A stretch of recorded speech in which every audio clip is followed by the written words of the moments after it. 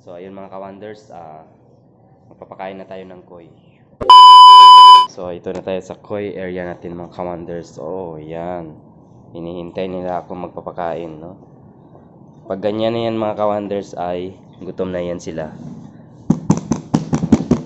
Yan.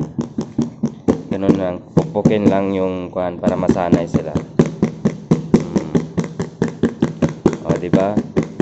Ganyan lang magpapaamo mga ka-wonders. Ayan. Ito yung pagkain nila mga ka-wonders. Ayan, ayan, ayan. Ito. Ayan,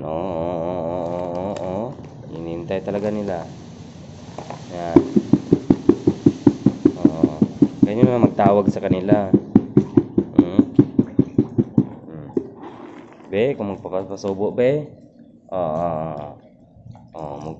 Sabi ko sa iyo, magpapasubo eh.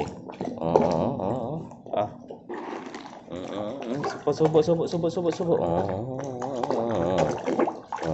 Yan.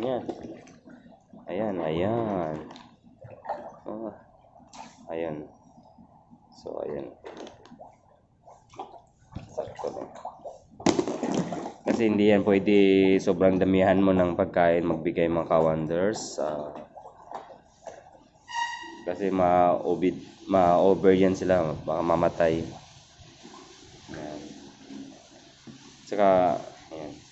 Malalaman mo naman mga ka-wonders kung paggutom sila, panay sila galaw-galaw po, sunod na sunod sa iyo kung saan ka punta. Ayan.